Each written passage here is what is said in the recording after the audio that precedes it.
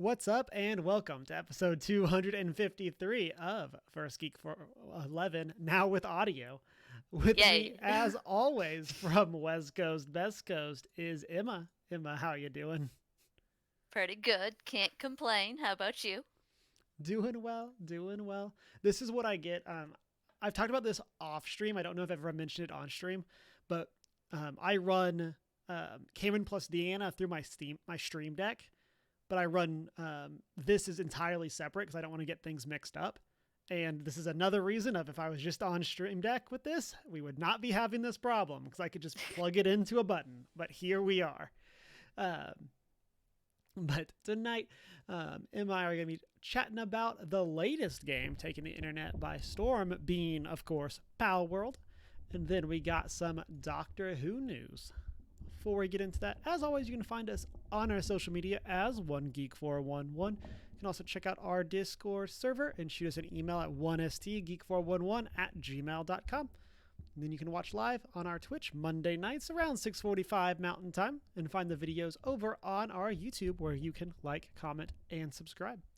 And then, of course, we have that Redbubble store. Before we get into the news, Emma, how you doing? What have you been up to? How's your week been?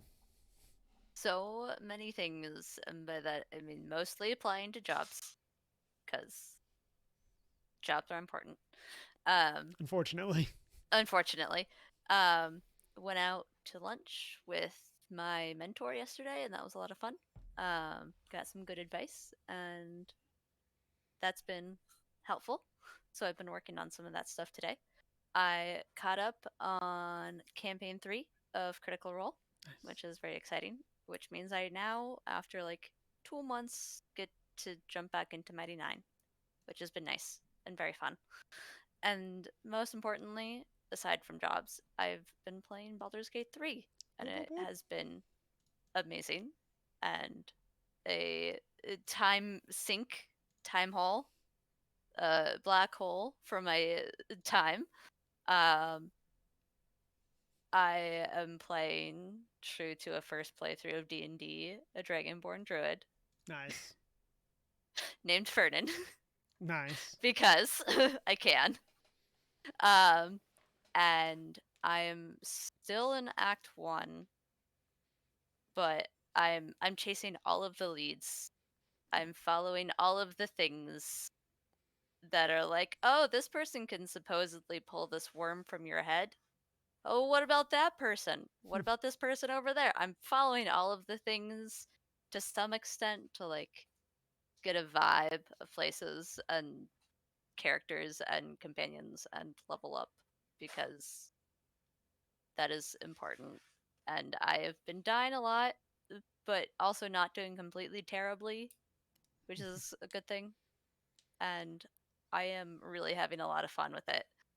And it is so enjoyable and so delightful.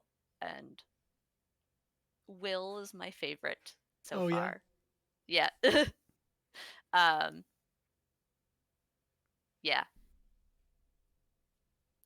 Um, He's my person. He's my go-to currently. do you feel like how do you feel playing what I from my understanding of having not played it is like a much stricter use of the D&D rules than I feel like a lot of people are used to? Like, how's that feel? I mean, it makes sense for a video game because with video games, you can really only do so much in terms of the coding and the game design. Like there are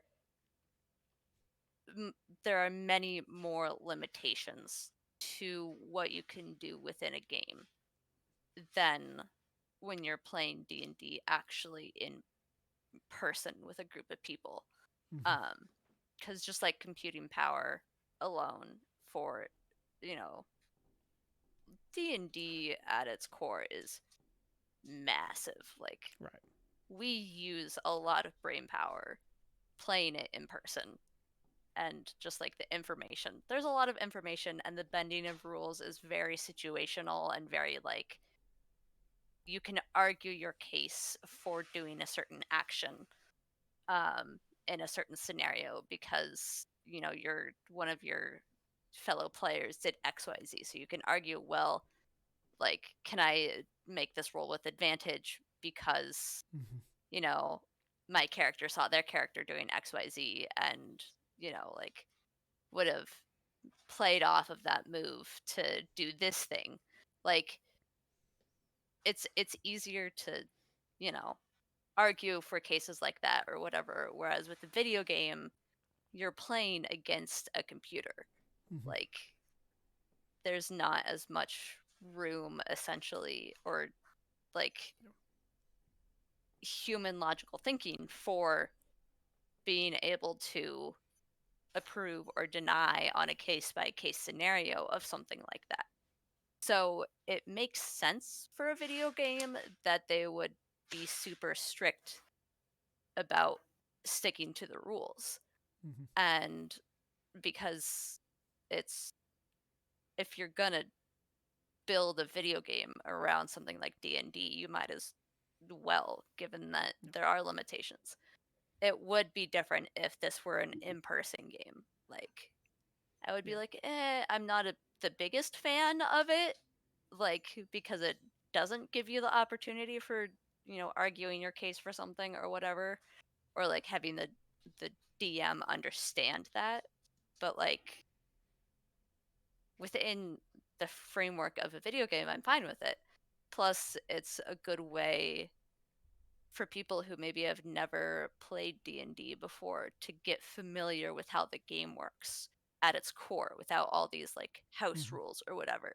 So that when they do encounter playing a game in person where there are house rules, they can then learn, oh, I understand why in this campaign you guys are changing the rules around a bit, or like changing this Mm-hmm. aspect or that aspect, or doing it a little differently. Yeah. But like I still understand that when I then play with different people, I understand the base, what's generally accepted. Yeah. So Yeah. The reason and when I say like strict following of the rules for listeners, I don't mean that like that Baldur's Gate doesn't have a ton of options, because it does, but yeah, the oh way that yeah, it handles things are just very strict. And like an example from when I was playing the Pathfinder Kingmaker video game is I got into an area and I basically just had to rest, but because of the area, I kept on getting ambushed. And I think it took me like 6 or 7 tries to get through a long rest. And like, but I didn't have a choice. I like had to stop at that place and try to heal up. yep, And it was the like, this is what the rules are. But man, if any DM or GM in that case ever tried to do that to me, like we're walking away from that yeah, table. Like, yeah, but that's what the yeah, rules are. And like, that's part of yeah, like the challenge of it, of like the fun versus the actual like raw for rules as written. Um, yeah. and I And it feel is like, go ahead. the it is very much a you know video game versus at a table, Mm-hmm. like context thing. Yeah, yeah, and I feel like a lot of it too is a game where you actually have a team of writers crafting the narrative. It's a lot easier to like tie in the little things of Mm-hmm. um, like in a session of us playing D&D, if we had 5 combat encounters in one session, like that would be crazy. But Yeah, in the world of a video game, like that's not a problem. It's no, so interesting how like that difference of like and this kind of comes out of a conversation I've had recently with Mayfly. Like people are used to playing D&D, but really they're not. Like you yeah, use that like the idea of homebrew, and it kind of reminds me of like board games of like Monopoly is not a great board game, but also it's better if you actually play it with the original rules yeah, versus the rules we know it as. And it's yeah, like you kind of get that with TTRPGs where there's so much yeah, variety. It's just like I'll just do whatever. yeah, yeah. I have a friend from school who like knew about D&D and everything, but had never played, had never touched anything with it. And then Baldur's Gate 3 came out, and it was kind of their way to like get into playing it, and their way to like actually like Mm-hmm. have an entrance into the community in a sense. And they fell in love with the game and everything. And I was like, oh, I'm so excited for you. We had a whole conversation about it, and like it's great that that's their introduction to Mm-hmm.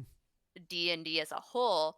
But I did also like explain to them like, yes, it's great that that's your way in, but wait until you're actually able to play at a table Yeah. with other people, because that experience itself is so much more amazing. I'm sure the game is amazing. This is before I Mm-hmm. played the game. Like, I'm sure the game is amazing and everything, but the experience of playing at a table with other people, who are controlling their own characters, and you get to just focus on your one thing, Mm-hmm. and the rules aren't rigid in that way. Like, that experience is going to be so much more amazing than this amazing video game, that they didn't believe me when I Yeah. said that. And they're like, that's so hard to imagine.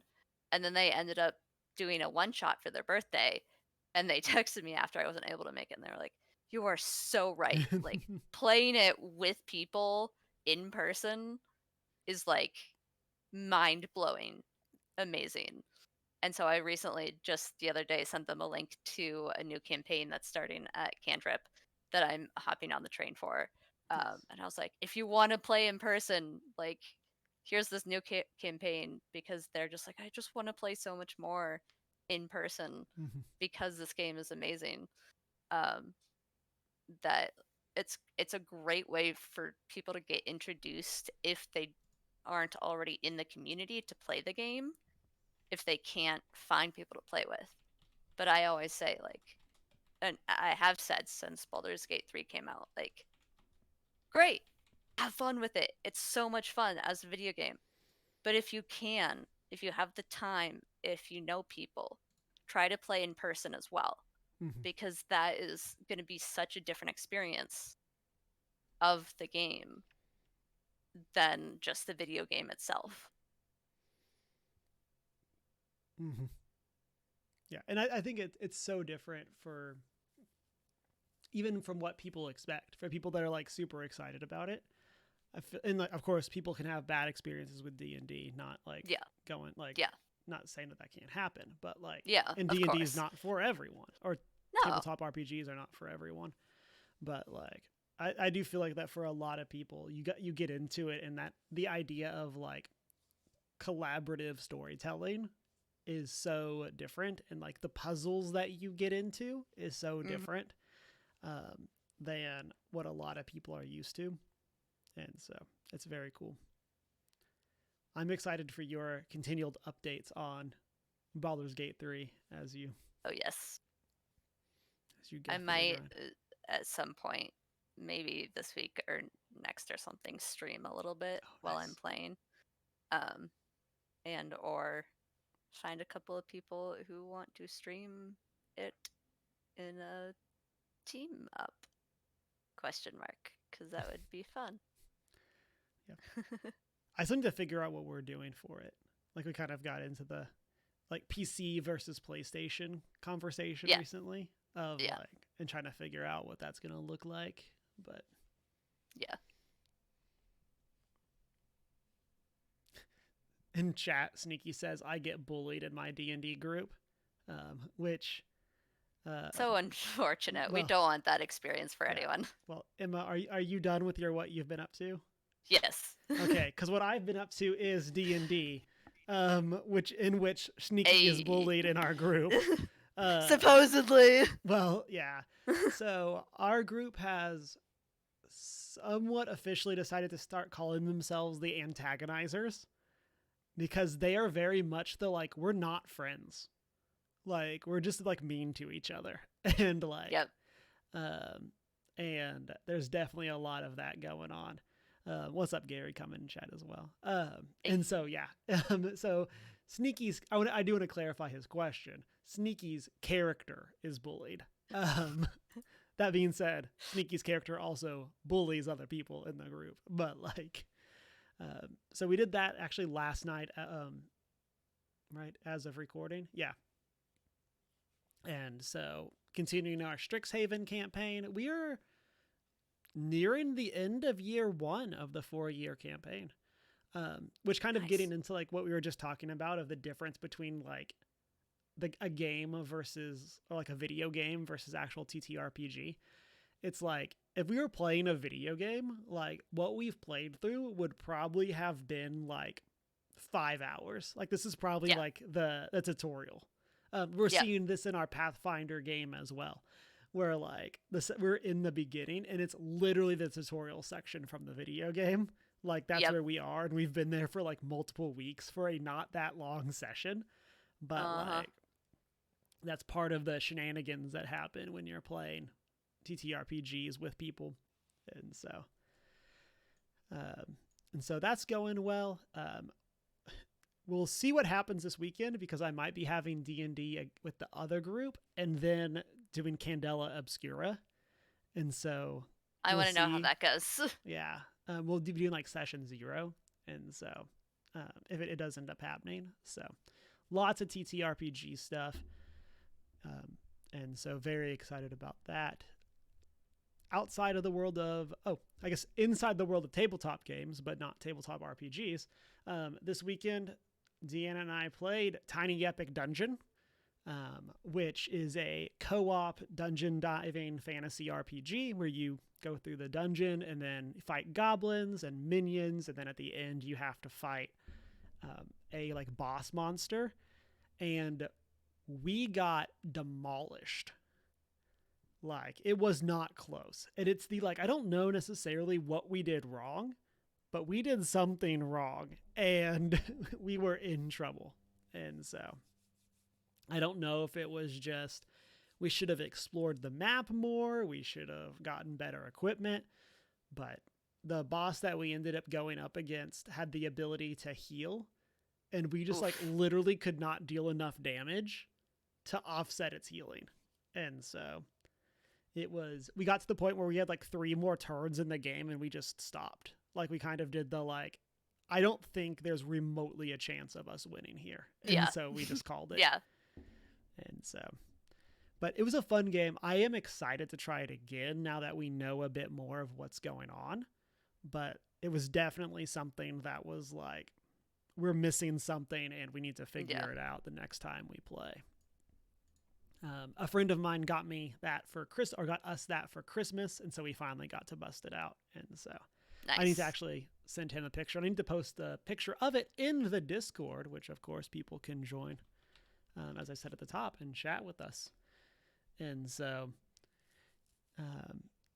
and then next, outside of the world of tabletop games, I've been watching a lot of Awesome Games Done Quick this past week. The biannual, semi-annual, I guess, because it's like twice a year, speed running event that takes place. And so there've been a lot of really fun speed runs this year. I don't really speed run. I don't necessarily watch a lot of speed runners in specific, but I always enjoy watching GDQ. I posted a video in chat. And what's up, Jesus Save Justin? Welcome in. Appreciate the first time chat. Hello. I meant to have the name of this video ready to go, and then I just completely blanked on getting it because I've been in a specific state of mind, judging as people can see from my recent post history in our Discord. And so let me see. There it is. So it's Celeste Strawberry Jam by Talia. So Strawberry Jam is a fan mod collab where they essentially made Celeste 2. And so it's not like a couple levels. It is like a full-on like sound designed, like they full-on built a fan-made version of Celeste with a team of contributors, like all of this stuff. And so it was a speed run. Apparently it's like there's like 5 or 6 different like worlds in the mod, and they speed ran like the beginning one, like the easiest one. And they're one of the people on the way that they do, because I think I asked this last week, and you're not familiar with GDQ, right? Mm-mm. Okay. So like the way that they typically do it is there's the person or people running the game, and then behind them on the couch are commentators. So the people on Yeah. the couch, they basically are there to provide additional insight or keep conversation going while the speedrunner has to do something that they can't talk through. And so the people on the one of the people on the couch was the sound designer for Celeste. Oh, that's cool. And he had apparently just played the mod like either the day before or the week before or something. And so it was really cool to hear his side of things as somebody who literally worked on the game and then getting to Yeah. experience the mod and then getting to see someone speed run it. And so, because I think he said it took him like 5 hours to beat it. And then the speed run is in 49 minutes. And Nice. so, but like the mod itself, like the beginner mode, is probably harder than a lot of actual Celeste. Mm-hmm. And so it was really fun to watch. I mean, I'm especially after playing Celeste, I think 2 years ago, it's kind of become one of the like my favorite games to watch. Yeah. And yeah, highly recommend people go and watch that. Lots of other stuff. That's the one I want to like specifically call out. A lot of the normal mainstays like Mario stuff and stuff like that as well. But Celeste is like super cool. And so I wanted to call out that, but also call it out because it was a fan made project. Mm-hmm. And then the next thing / the thing that we're going to transition to for our first topic is a whole bunch of my time since Friday has been devoted to playing Palworld. And so this has been a major conversation chain over in our Discord and in other Discords that I'm a part of, and all kinds of stuff just like around the internet sphere. And so for people that don't know, Palworld released on Friday, January 19th into early access. It was kind of fan named as Pokemon with Guns. And then it went on to basically crush like every Steam record, selling like 5 million copies in 3 days, and is like one of the highest, I think it was number 3 highest peak concurrence ever on Steam in the first 3 days. And that's the highest Japanese game, or game from a Japanese studio, beating Elden Ring. And wow. Then it, I think last I saw, it was only behind Counter-Strike and PUBG in terms of like peak concurrence. And so that's amazing and like great. Like it's very much connected with people. And so these creatures are awesome. Yeah. I'm looking at this on the Steam page. Yeah.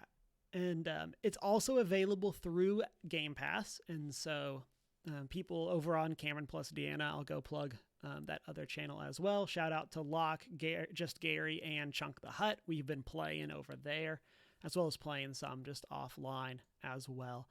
But there is some controversy behind it. We'll kind of circle back to that after I kind of give my impressions.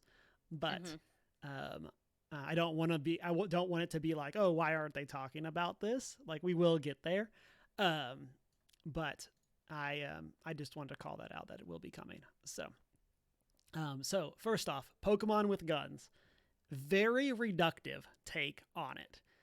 Not okay. necessarily wrong, but like also not really what it is. And what I mean by that is this is much more like a survival game. Like, I see Ark thrown around a lot, Valheim. It's much more one of those games where you have Pokemon than it is a Pokemon Pokemon game where you have weapons and tools and stuff like that. It's very much on that survival side of things. And that, I think, is not necessarily what a lot of people expected. I'm not a huge survival game person. In chat, Sneaky says Ark with Pokemon, and yeah, I think that's a much more accurate description. And so it's, you wake up on like an island, or a set of islands, I guess technically, where you're like by yourself and you're all alone, and then you find these other humans that have this like advanced technology, being guns and armor and stuff like that. Then sure enough, there's also pals that you can capture and stuff like that. It has base building, resource management, stuff like that. It sounds almost like Slime Rancher. Yeah, it's kind of, with I would, like a cross between Pokemon and Slime Rancher and yeah. Arc. Like, Yeah, I can definitely see that. Like from the little bit of Slime Rancher that I've seen, I can 100%, yeah, because it's very cute, kind of as you would expect for like what's essentially like a mascot game. Like yeah, a lot of them are very cute. A lot of them are bright and colorful and stuff like that. I was talking to a friend of mine at work today, and one of the things that I have kind of attributed to the success of it is I feel like for a lot of people, myself included, this is a lot of what we have wanted Pokemon to do for a long time. mm-hmm. Where it's kind of the vibe of Pokemon Legends Arceus, where in that game, because it takes place in the past, Pokemon are scary. Like, there's a storyline in that game where they're literally afraid because a Bidoof wanders into town. And, like, that is so horrifyingly scary to them. And this kind of has that same vibe because, like, the pals will invade your base and try to, like, wreck your stuff. And you have to stop them. And it's, like, a big part of it. And based on where you build your base is what level of pals are going to come attack you, and then like other people, not players, but other people will come raid your base and stuff like that. And so you kind of have to be able to fight off and defend it. And so there's a lot of like kind of cool stuff there, and I'm really interested to see how they're like developing that out. And I do really think this illustrates a lot of the hunger. Like, if this can sell 5 million games, 5 million units on just Steam, not counting Xbox, with no IP, like, imagine what this could do if it was backed by the biggest, like, media IP of all time. But for a lot of people like myself, like, we kind of burnt out on Pokemon. I say this as someone who put 160 hours into Violet, but like, so like, don't at me in the chat, but like, a lot of people who burnt out on Pokemon, it was just samey. And then we actually got this twist that like, this could have been what Arceus was to a different extent. I don't ever think they would go let you literally shoot Pokemon, but they definitely could have taken a more like survival-y approach to that game, because that definitely would have fit the tone that they were going for.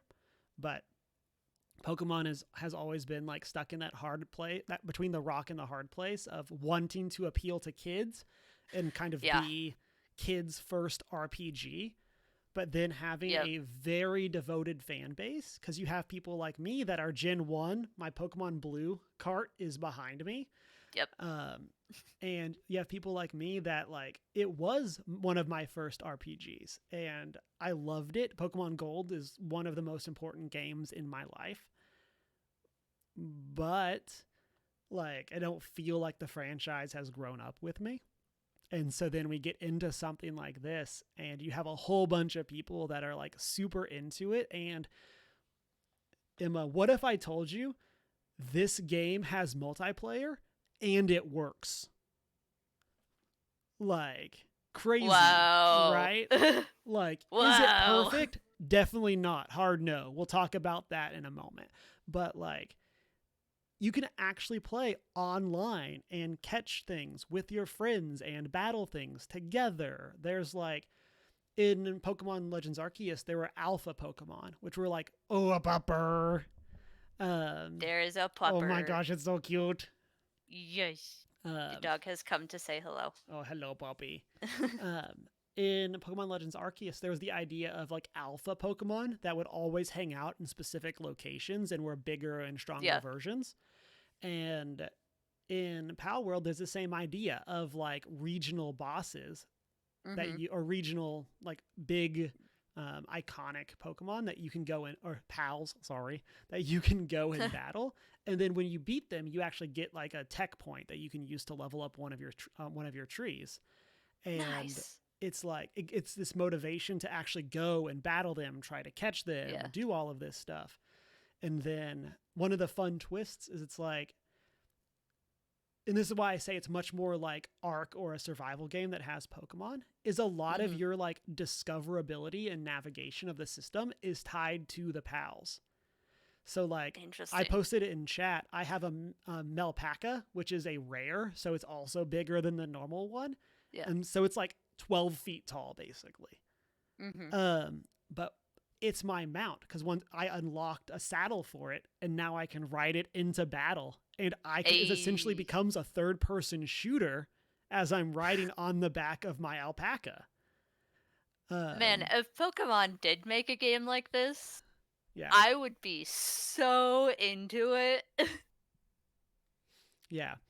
And I've said for a long time, I want a third-person shooter Pokemon where like you play as the Pokemon trainer, but like you throw out your Pokeball, and now you, as you're issuing commands, it's actually you playing as the Pokemon, battling other Pokemon. Like, let me literally play as Charizard. I need this in my life. But like, we had Pokken Tournament, which is like, you know, like a 3D fighter akin to Tekken. But like, that's not really what I want. I want an awesome PvE experience that's a third-person action game. And sure enough, it's here. You can also unlock the ability for certain pals to literally turn them into weapons. Dude. So like, there's I think it's Foxspark. It's one of the first. It's a Firefox that you find towards the very beginning, and you unlock a harness for it that lets you hold it and use it as a flamethrower. And it's just my gosh, like not like the best design ever, but this is so genius. Of like, let me actually fight with my Pokemon. They're not just here. I'm not just issuing commands. Like, there's one that's a penguin, and you can unlock a rocket launcher for it, and you shove the penguin in the rocket launcher and then shoot it. Like, that is amazing. It's so good, and it's so much fun, and it works. Like, we are definitely day 4 of early access. We'll circle back to that later on, but like, it works and is fun. Like, in chat, Nate says Palworld, never heard of them. Nate and I have been talking Palworld so much. And then Sneaky in chat says, shooting a pal / Pokemon with a bow and arrow was a surreal experience the first couple of times. And that really hits on why I equate this to Pokemon Legends Arceus. Like, the moment in Arceus where you literally have to aim a Pokeball and you can miss. Like, it doesn't seem like that should be a crazy design, but it took us 20-something years to actually get the experience of I am the trainer throwing the Pokeball. This is not a menu option I select. And it's so cool, and I enjoy it so much. And you will get murder in this game. I will say that. So that's the good. That is me gushing. Before I get into the bad, any questions or I want to hear the bad. Okay. I want to hear the flip side. 100%. So the bad is, as I just said, this is day 4 of early access, and it is definitely early access. There's a one of my favorite ones is Emma, when you play games, do you like to know what the buttons do? Yes.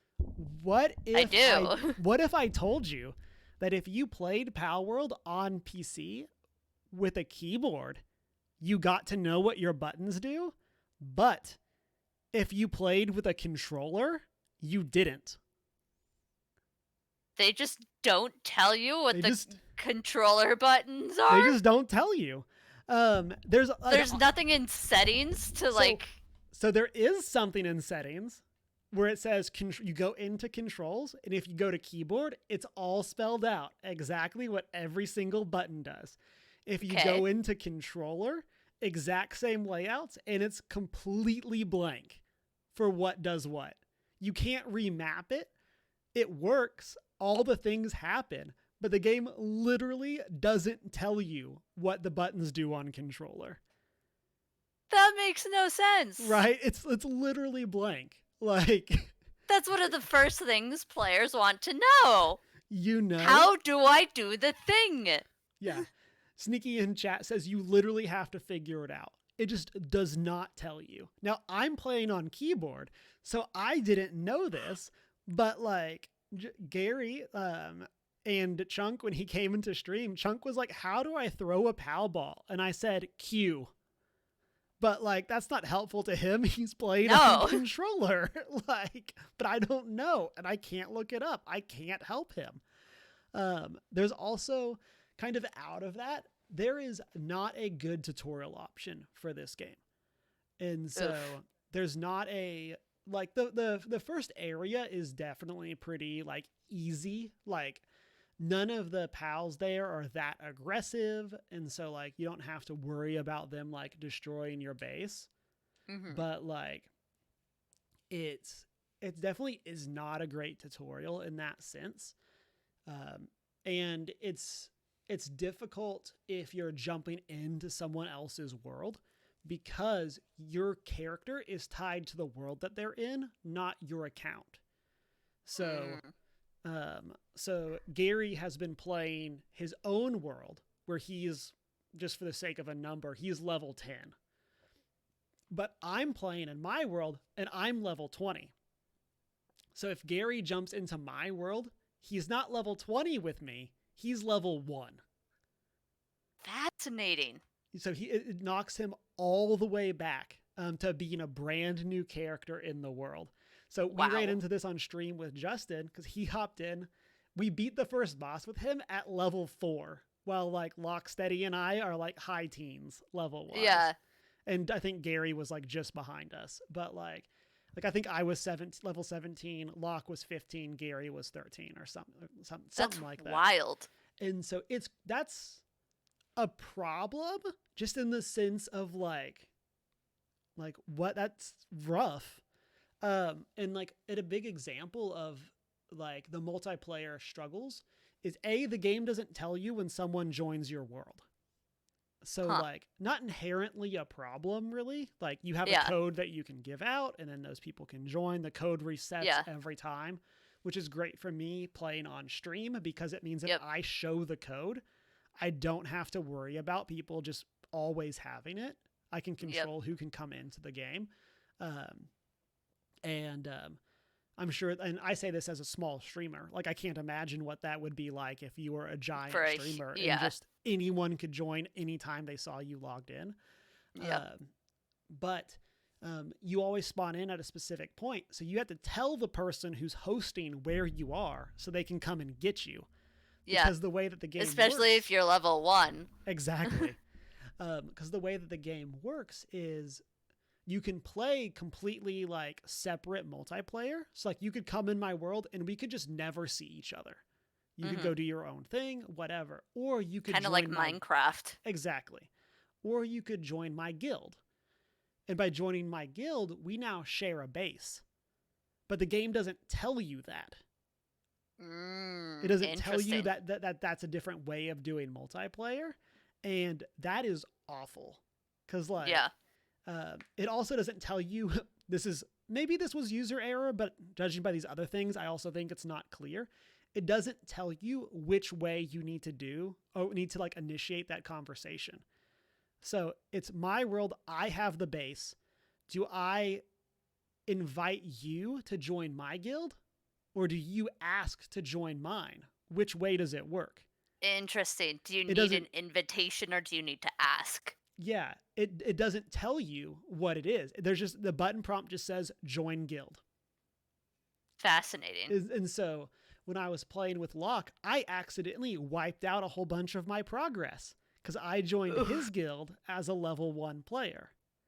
Oof. And so now granted, I had wanting to move my base anyway. Took this opportunity with Locke. He was a huge help. We moved the base to a much better spot.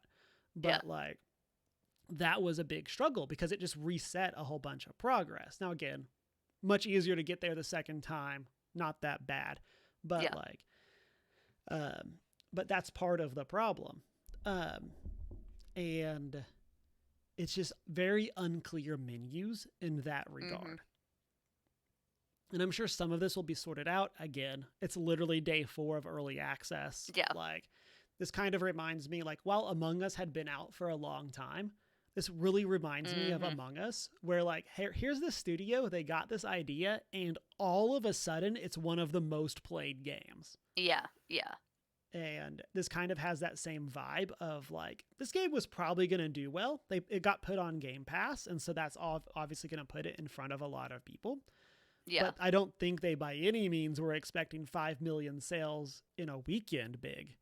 Probably not. Yeah. And so it definitely kind of threw them into a place that's much different. I saw an article that they had to talk with Epic because their servers are run through Epic and they were just not prepared for the number of players that were coming in. Yeah. And so that definitely is a struggle and has been a problem. And then a lot of the other, like, again, a lot of the menuing is just not clear. One of my favorite parts of the game is that you can automate your bases by what pals you have. So, like, I have a plot that grows berries because your pals need to eat. So you have to give them food. So you build a berry plot. Then your plant types, grass types, plant seeds. Then your water types water the seeds. Then they pick up the berries that they harvested and put them in a bucket. Then they will eat the berries out of the bucket. And they just create... They're earning their keep. Yeah, it's like a self-sustaining loop. And so that's really cool. But it's not really clear, like, what all the skills necessarily mean. Yeah. So, like, for example, what does handiwork do? Like, if you're just looking at the menu, that's not clear. Handiwork means they will help you build things, which is really cool. But that doesn't really spell out all of those things. And, like, if there's any depth to them, it doesn't really go into it. Yeah. And so that's one of the problems there. And so have I loved it? Yes. It's absorbed me way more than I thought it would over this weekend. But I'm really excited to see where it goes. And so that was my good and bad. Now I want to get onto the meta conversation about some of the good and bad of this game. So great. We've already hit on the fact, and Emma, I did put this link in chat or in our show notes for also kicking off conversations. One of the conversations that has come out around this game, and this is not proven, is whether or not generative AI was used to design it. Apparently some of the studio's previous games have used generative AI. So far, there's been no confirmation or, like, direct evidence of that happening in this game. And then one of the other things that has kicked off a lot of conversations is the fine line between a reference and plagiarism. Because there are some PAL designs that very much look like Pokemon designs. Now, some of them are plot twist. What if they're not the most creative Pokemon designs? Like what? Like, I hate to say that because, like, that doesn't excuse stealing other people's work.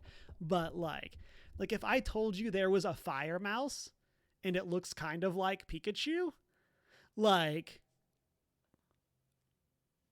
okay, yeah, like a Pikachu also is not the most creative design that exists. No, but, like, plagiarism is still a problem. Yeah. And so, like, there's that side of it. Like, one that gets called out is there's a sheep pal that looks a whole lot like the sheep Pokemon. And it's like, man, cute ball of wool sheep thing. I mean, they're going to look kind of similar, and it's like, what's that line between plagiarism and a reference? And then there's also a side of it that is, this sure looks really similar. So in chat, or in that article, this is from Video Game Chronicle. They did share an example where there is a four-legged cat pal that looks facially a whole lot like Galarian Meowth. It has the big yellow eyes. It has the Cheshire Cat smile. And it's like, that sure is weird how similar it is. I don't know if it's in... Oh, yeah. If you scroll down further in the article, there is an example of a pal that looks a whole lot like a grass-type Cinderace. Yeah. Mixed with some elements of other things. And so there is like that side of it. And it's like again... If they almost mix and matched some Pokemon. And it's... I don't necessarily want to be like, it's definitely plagiarism, because again, in some regards, like, big floofy tail is a big floofy tail. But like at the same time, if you take stuff like, there was an example for when Ubisoft was pitching Mario plus Rabbids, and this, I don't know if this is true, this is a story I've heard. When they were pitching Mario plus Rabbids, they showed the Nintendo team the models that they had created for Mario and Luigi, and the Nintendo team thought someone had leaked their assets to Ubisoft. But like, what if people can just design things that look similar? Again, I'm not saying that's what they did. I'm also not saying that they plagiarized these things, but like, I'm not an artist, but I sure feel like if I was, and I had to design 111 pals, I could very much say, I want to reference this. I'm going to make it look like that. And so we'll see. Especially when there's another game out there, or another franchise out there that's already done, like at this point, over 1,000 of these types of creatures. Yeah. And so, again, not saying plagiarism's okay, not saying using AI, generative AI, rather than paying your artists and designers is okay. But it has definitely kind of become an interesting conversation piece in terms of, like, where does that line actually live? And I'm very interested if in, like, a month's time, it's going to come out that, like, yep, we literally just hacked Pokemon and took their 3D models and did the thing. Or if it's going to become... Or if that part of the conversation is going to die out because it turns out they just designed them to be clear references to different Pokemon. And people are seeing things in places that they want to see, but aren't necessarily... Yeah. You kind of get this, it's like, yes, you are solving the puzzle that you are supposed to solve. Like, you are supposed to see I'm trying to think of one of the other examples. There's... You're seeing the penguin pal, and it kind of looks like Piplup, because Piplup's a penguin too. And it turns out water penguins look similar. What's a good real world correlation for and that one, this new water Pokemon? Exactly. And like, those two are not as similar as some of the other ones, but like, it's definitely like, I'm just so curious to like where this is gonna land. And it has escalated. And this is obviously going to be the wrong response. It's escalated so far that like the community manager has talked about like receiving death threats from people. And it's like, obviously that's too far. But like, I'm so interested to see how this is going to land. And what this is actually, what is the actual conversation around this game going to be in 6 months? Where are we gonna be with it? And I'm so interested. You and me both. Yeah. So with all of that, that's a whole bunch of Palworld. Probably more Palworld than I had intended, because especially considering you haven't played it. But man, I just had to gush about this game. And so and One of my friends asked me, my coworker asked me, how long until we start seeing Palworld tattoos? And Ooh, like, I don't like. There's definitely I found some today that like I was like I would consider this as a tattoo. Like, there's definitely some that I've been finding that are like, obviously Pokemon has that nostalgia factor of like mm-hmm. Charizard will always mean more to me than Fire Dragon in any other IP.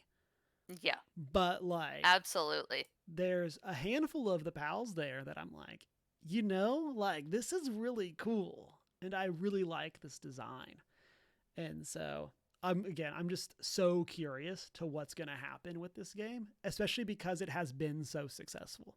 There's so many more In eyes just on 4 it. days. Yeah, I'm just so interested. Um, Chat, Discord, YouTube comments. Let us know. Are you playing Palworld? If so, who's your favorite pal? Why is it Melpaka?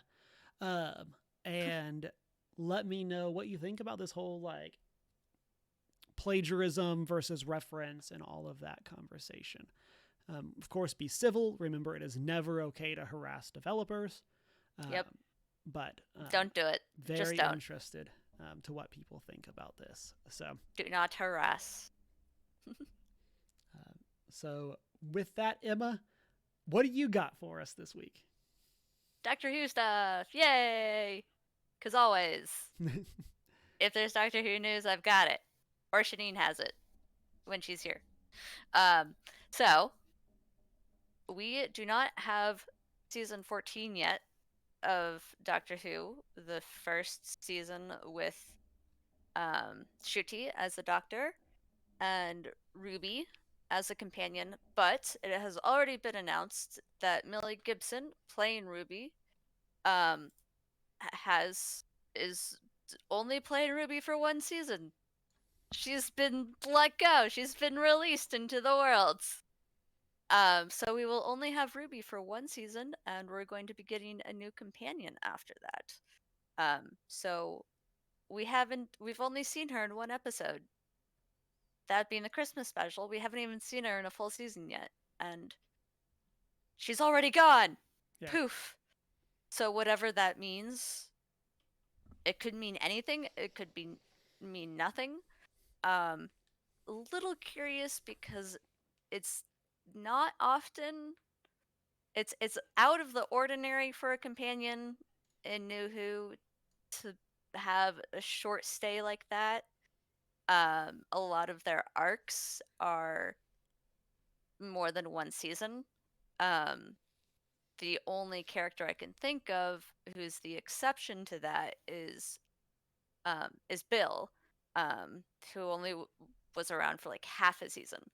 But a lot of even the shorter term companions exist over like season breaks in the sense that if I remember correctly, Bill showed up partway through a season and left partway through the next season or like towards the beginning. I may be forgetting, so don't come at me because I haven't seen the 12th Doctor in a while. Um, but there was like enough of a strand there, even though it was short. Whatever. So it is unusual, needless to say, for a companion to have that shorter run um, on Doctor Who in general. Even with Rose Tyler, like she was there for the Ninth Doctor. The Ninth Doctor only had one season, but then she ended up becoming the 10th Doctor's companion as Yeah, well. she So was the she was there. transition. She was a transition character as well. So she stuck around. Um, so we don't really know why this has come about. That Millie Gibson is only one season around for one season. We haven't been told really. We just know that she's been. I mean, some things are saying she's been let go. Other things are just saying being replaced, whatever. So we don't know if it was planned all along for her run as a companion was planned to be only one season or not. Um, but we do know that Jurassic Park Dominion actor Verada Sethu will star opposite Shuti Gatwa in the 15th season after this one. So not only have we been confirmed who the next companion will be, but that we also have a 15th season coming, um, which is filming right now. So Millie Gibson has left. We have the next companion, and we have a 15th season. Yeah. As somebody who's like by no means as plugged into the Doctor Who news as you are, for me, like the weirdest part of this is that they announced we are replacing her with this person. Like that's the news. Like not obviously like the character isn't being replaced. Like I don't think it's necessarily gonna be that Verada is gonna be playing Ruby Sunday in the 15th season. But like it just seems so weird that like from a press beat that the show hasn't even started. And it's like even the like literal one of the main characters is gone. And we just haven't even from yet. Inside the community. It's very weird. It's weird. Even from inside, the way that they've sort of announced the news. Like, I mean, obviously this is a show where, you know, a change up of characters is very common. Mm-hmm. Like, the Doctor Who community is used to this because it's literally one of the most central characteristics of the show. But with that comes, you know, the fan base being very used to a certain way that these changes are being announced, because it's always very similar. It's always a very grand, you know, like it's so like we know it's coming and it's so secretive, like who it is until it's announced. Like the people who know are, you know, basically required to sign NDAs until it's announced, kind of things. And all the past doctors are in a group chat together. And there's this whole, you know, process through which we as fans are used to these kinds of announcements, you know, being made. And from the way this one was made, it honestly made it sound like she had been fired rather than, you know, like she decided that she didn't want to play the character anymore after a season and wanted to go take other jobs, which, you know, most of, or the character's arc was done. Yeah, potentially she got a good offer, like, and got a good, like, it's like, I appreciate this, but like, I know a lot of times for Doctor Who, they're relatively unknown people, and this is for a lot of people their first like they've been acting, but this is like their big break. Like, I think Karen Gillan is an example of that. Please correct me if I'm wrong, but like you're very correct on that. I think similarly for even like David Tennant, like he had been acting, but was by no means like huge until he played the Doctor. He had a stable career up until Doctor Who, but it wasn't a large career in the sense of like not. He was known inside the UK, but he wasn't known outside of the UK until Doctor Who. It was even more of a leg up for Matt Smith. Yeah, that's who I was going to get to next. Was Matt Smith. Of like, I think he's kind of the most prime example from a Doctor standpoint. Yep. And so like, it's not uncommon for them, but I feel like as I was looking through their IMDb, and then I have now closed it, Millie Gibson like has a pretty solid like set of acting stuff compared to some of the other people, and maybe I'm just making that up. Oh, because she's been in 7 projects so far. But like she was in 172 episodes like of a show. Like I definitely feel like she's kind of, it's a lot less unreasonable for her to have been noticed for her other work Yeah. than for some of the other people that we've previously had on. So I don't know. Maybe Yeah. she just got another gig. Yeah.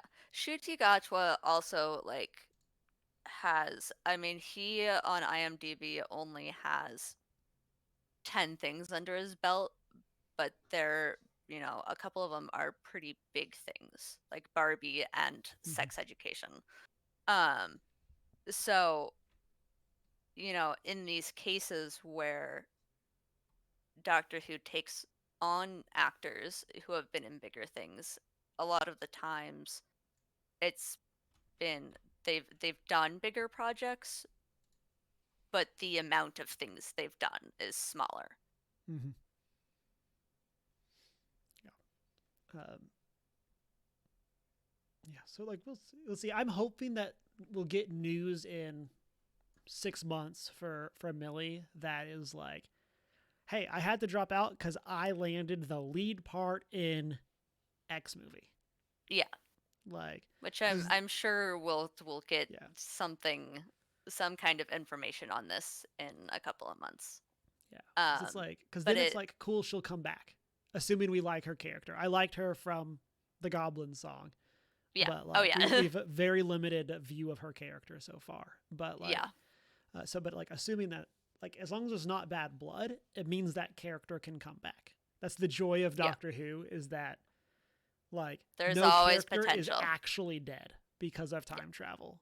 So Yeah. Exactly. Um, which I mean, the only character we haven't seen back because specifically of bad blood behind the scenes is the Ninth Doctor, which is unfortunate and a scenario we don't want. Um, in terms of like, you know, people having bad experiences on sets. Um, so, hopefully it isn't a scenario of bad blood and we do get to see her again in the future.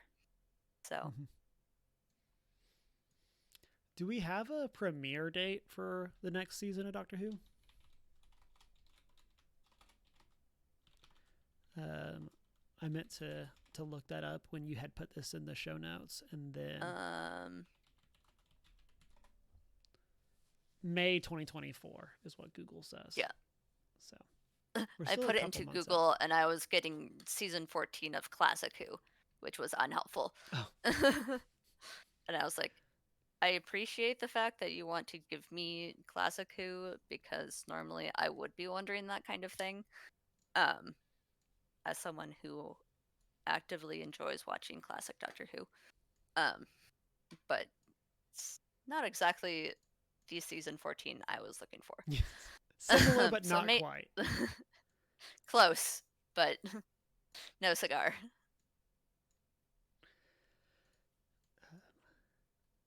So yeah, May of this year, couple of months. Yeah, I'm excited. I think I've said this every time we've talked about Doctor Who, but as someone who's never kept up with it as it was happening, because like I didn't really get into Doctor Who until COVID, really. Like Deanna and I were watching. It's probably a little bit before COVID, but like that was something that that's I'm excited for with it being a new season because this I think is the first Doctor since I became a fan. Like this is the first like trade of because I think Jodie had just started when we started watching Doctor Who, and I'd seen some in the past, but like this like from us watching together, I think that's how the timeline works out. So I'm excited to jump in and kind of have this be getting to see the Doctor for the first time with everybody else compared to experience it for the first time with everyone. Yeah. It is a wild ride. Yeah, I'm so excited. I mean, I'm sure I've mentioned it or talked about it before, but that experience for me was I started watching Doctor Who during season 3, so it was David Tennant's second season. So my first turnover was David Tennant to Matt Smith. So I've experienced pretty much all of them, except for that turnover from Eccleston to Tennant. But I came in mid-Tennant. So I still got to experience, part of Tennant's run for the first time with, the rest of the fan base. But it is such an enjoyable part of, the experience of the show is like getting to rediscover this character while still having some aspects of the character remain the same. Like the Doctor's still a time traveling, time lord with a sonic screwdriver and who goes running around with companions saving the world from evil. Even though, he or she or they look different or speak different or act differently or a different character personality. So it's fun. I enjoy it. And speaking of this, I have a off-air spoilery Doctor Who question for you. Okay. So for once we finish, I just wrote it down so that I will remember it. But once we finish, I want to ask you that because it's about the specials, and so I just have a question there. I love the specials. The specials are so good. I really enjoyed them. I definitely think there are some that are I was surprised that there were 4, but like I'm excited. And I really enjoyed us getting to see Neil Patrick Harris. So yes, I said that in the bigger picture of I love Doctor Who specials in general, because not many shows these days do specials anymore, and Doctor Who has been doing them for years. That's a good point. Like it's not uncommon for shows to have like a holiday episode or a themed episode as this is a like I think of The Office with their post Super Bowl episode. Like that's kind of was their special. Yeah. But like that was just part of the season. Yeah. Whereas for Doctor Who, they are very much like they're standalone. They are separate episodes from the seasons. Yeah. Like they are their own contained thing. Yeah. So like, but yes, I also enjoyed the 4-part recent specials, and will happily answer your questions or talk about them with you because I also enjoyed Neil Patrick Harris. Yeah. It was so delightful. With that, people over on YouTube, let us know who's your favorite Doctor. Are you excited for the next episode or the next season of Doctor Who? And what do you think about this news of Millie stepping out of the show before the season airs? There is the right answer to that question. Anyone who knows me well enough knows my answer. Yeah. There is one piece of news or announcement that we would make sure that we continue to say. Book Club is back this month, but it is not Thursday. It is next Monday, January 29th, instead of our normal episode. We'll be doing Book Club on A Psalm for the Wild Built by Becky Chambers. So that will be on January 29th right here, 6:45 Mountain Time. Shanine will be back, and we will be chatting books. And the book is not what you think it is, and I mean that in a good way. Yeah, I agree. Because it was not what I thought it was, because I very much judged it by its title. Yeah. And I was delightfully surprised when I started reading it. Yeah. So I might listen to it again since it's so short, because like I did it earlier in the month. So, but I might try to go back through and re-listen, just to make sure I am refreshed and I remember, because I also did the sequel. And so I need to kind of go through and refresh myself on what actually happens in the first book. Fair enough. Sequel, I think the sequel literally picks up right after the first book. And so it's not like a big story change, but so I might go back and do that. We'll see. Find out next week if I went back and re-listened to it.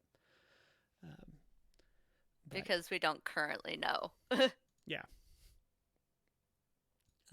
With that, we are First Geek for 11. We'll be back next week with Book Club. In the meantime, come chat with us on social media. Come find us on our Discord server. Shoot us an email at whatstgeek411@gmail.com. Find us on Redbubble. Watch live on Twitch Monday nights. Be part of the post-show chats. And then you can also find the videos over on our YouTube, where you can like, comment, and subscribe. And then, of course, you can find us at our personal social media. Mine is Hugh Marwittel. Mine is I am not prepared with an I in the prepared. And it's been a great week. Go have fun. Play some games. Yeah.